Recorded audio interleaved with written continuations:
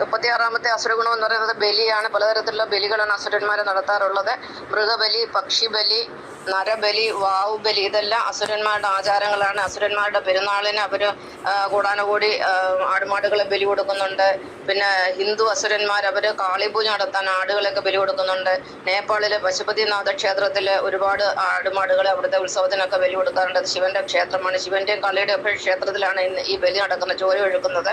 പിന്നെ വാവുബലി എന്ന് പറയുന്നത് അസുരന്മാരെ അവരുടെ മാതാപിതാക്കളെ ജീവിച്ചിരിക്കുമ്പോൾ ശരിക്കും നോക്കത്തില്ല, മരിച്ചതിന് ശേഷം സ്വർഗം കിട്ടാൻ അല്ലെങ്കിൽ മോക്ഷം കിട്ടാൻ വേണ്ടി ബലി കൊടുക്കുന്നൊരു ആചാരമുണ്ട്.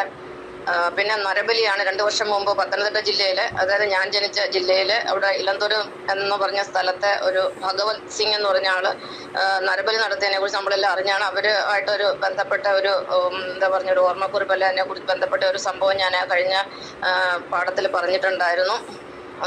ഇതൊക്കെയാണ് ബലിയെ സംബന്ധിച്ചുള്ള വിവരങ്ങൾ. ഇനി അടുത്ത 37-ാമത്തെ എന്ന് പറഞ്ഞാൽ മതമാറ്റം നടത്തുന്നവർ. നമ്മുടെ നാട്ടിൽ ധാരാളം മതമാറ്റം നടത്തുന്നുണ്ട്. അതായത് ബ്രഹ്മമതം, അതായത് ഹിന്ദു മതത്തിൽ നിന്നാണ് ഈ ആൾക്കാർ കൂടുതലും മതം മാറുന്നത്. ഒന്നുമില്ല അവർ ദേവമതത്തിലോട്ട് പോകും, അല്ലെങ്കിൽ അസുരമതത്തിലോട്ട് പോകും. പക്ഷെ ഇന്ന് ദേവന്മാരും അസുരന്മാരും എന്നും പറഞ്ഞ് പ്രത്യേകം മതമൊക്കെ ഉണ്ടെങ്കിലും എല്ലാത്തിനകത്തും ദേവന്മാരും അസുരന്മാരും മിക്സ് ആയിരിക്കുകയാണ്.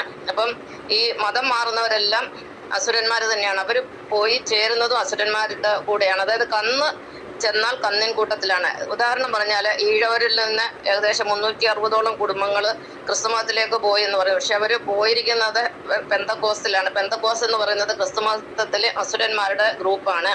അവർ അസുരന്മാരാണെന്ന് പറയാൻ കാരണം അവർ ശിവനെ പോലെ അവർ സ്വർണം ഉപയോഗിക്കത്തില്ല, കളർ വസ്ത്രങ്ങൾ ഉപയോഗിക്കത്തില്ല, അതുപോലെ പിന്നെ പാട്ട്, ഡാൻസ്, കലാകായിക കാര്യങ്ങളൊന്നും അവർക്ക് താല്പര്യം, അതിനെ അവർ വെറുക്കുന്നു.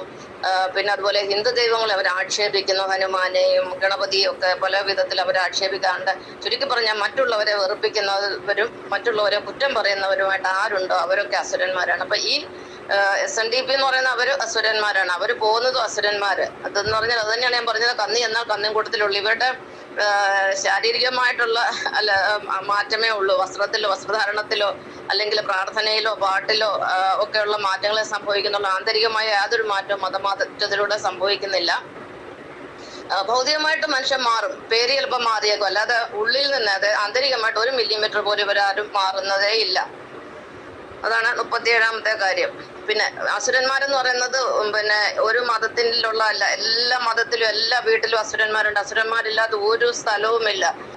ഇപ്പം ടീച്ചറിന്റെ വീട്ടിൽ തന്നെ അസുരന്മാരുണ്ട്. ടീച്ചറിന്റെ ഹസ്ബൻഡ് അസുര സ്വഭാവമുള്ള ആളാണ് എന്ന് പറഞ്ഞാൽ അദ്ദേഹം ഒരു ഇടതുപക്ഷക്കാരനാണ്. പിന്നെ ടീച്ചറിന്റെ മൂത്ത മകൻ എന്ന് പറഞ്ഞാൽ അതും അസുര സ്വഭാവിയാണ്. ഇവരെ കുറിച്ചൊന്നും കൂടുതൽ ഇപ്പം പറയുന്നില്ല, പിന്നീട് ഞാൻ എപ്പോഴെങ്കിലും സമയം അനുസരിച്ച് പറയാം.